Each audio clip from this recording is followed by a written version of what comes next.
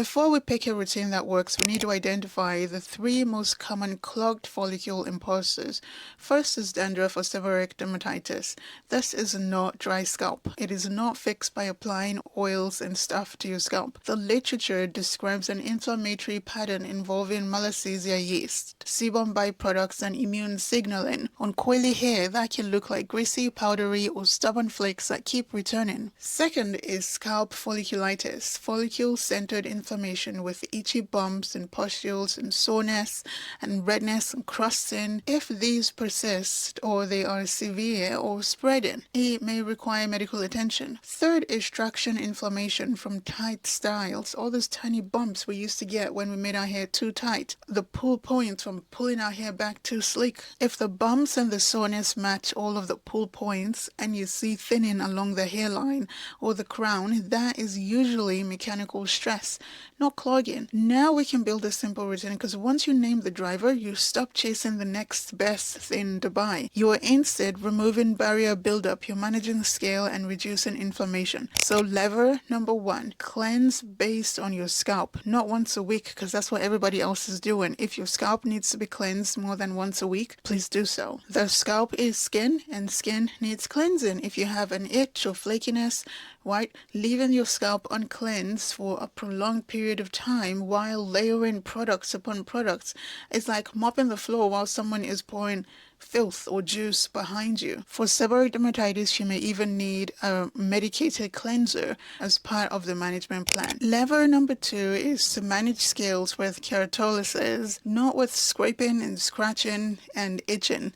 Loosen, lift, and rinse of the scales. Thick scales act like a barrier, and clinical guidance for scalp scaling conditions notes that treatments work best when the heavy scales are removed first because absorption improves. Lever number 3, don't occlude inflammation, reduce it, right? Seborrheic dermatitis is not a moisture deficit. You don't need more moisture. It's an inflammation plus microbial imbalance problem. Folliculitis is not an you need more oil problem either, so stop adding more and more things to an already inflamed scalp. Lever number 4, stop self-sabotaging. We can do it. You can do it. The nails, the scratching with combs, the picking, the aggressive exfoliation, the harsh reset shampoos, followed by heavy layering of extra oils and everything. All of these things will just keep the scalp more and more reactive. Your scalp does not need to be punished, right? Now to the routine. Pick the track that matches your condition, your scalp, and run it for 4 weeks, for 8 weeks. Then assess it for itch, for scales, for tenderness, for comfort. If your scalp is mainly calm and you just want to prevent buildup on your scalp, wash your hair every week to every 10 days. Wet your hair thoroughly, apply your shampoo, and then use the pads of your fingers to shampoo back and forth and not in circles, and rinse for longer than you think. Then condition your hair. A lot of the clogged follicle complaints improve from just washing your scalp properly instead of only washing your hair. But before you assume that you need a complete scalp detox, if your scalp is itchy or flaky, use a 2 shampoo system, weekly or bi-weekly. By the way, did you know that bi-weekly means twice a week and every 2 weeks? Why? Anyway, first apply your medicated shampoo or the active that fits your pattern. For example, an anti-dandruff shampoo for someone with dandruff, and give it contact time, because some actives do not work if you rinse them instantly. Some, not all, follow the instructions on the bottle. Then rinse it out thoroughly, and then apply your second shampoo, one gentle enough to remove residue but not harsh. Condition your hair and keep the heavy products off of your scalp while you are flaring. And even after that, if you have thick stuck scales, please don't scrape it. Use a scale loosening approach. There are products that can help. Then cleanse it and rinse.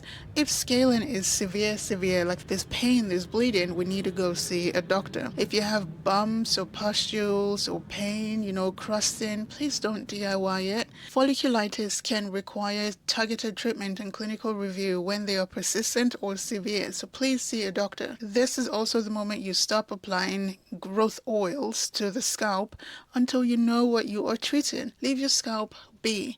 But before you say, well, I wear protective styles, I can't wash my hair, please consider wearing styles that let you wash your hair.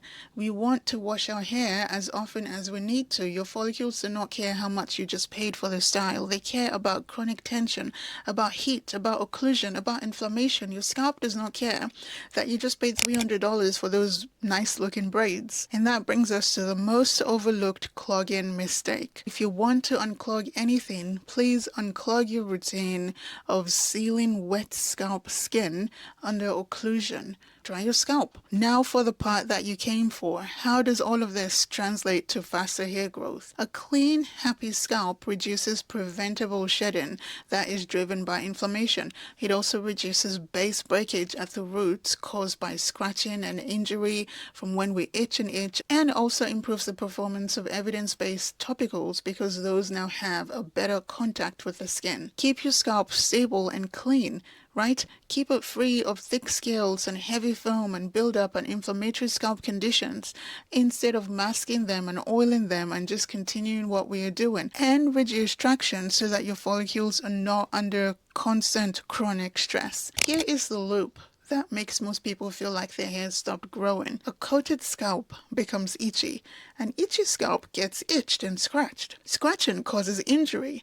Injury causes inflammation. Inflammation causes itching, and now you are stuck in a cycle of constantly scratching your scalp to relieve the inflammation that's happening on there. When people say that unclogging their scalps made their hair grow faster, what usually happened is this. They reduced scalp inflammation, tick. They removed thick scales, tick. They removed product buildup or foam sitting at the surface of the scalp. They stopped itching, stopped scratching their scalp, tick, tick, tick. All of these things still length at the roots.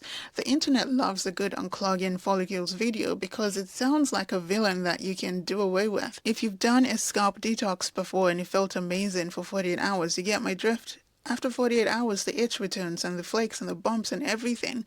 You scrubbed hard enough, yes, but you did not treat the underlying inflammation. Or you treated inflammation like dirt. Dirt rinses away. Good, excellent, but scalp inflammation returns until you address what the driver is. So, the science-based definition of unclogging the scalp is this.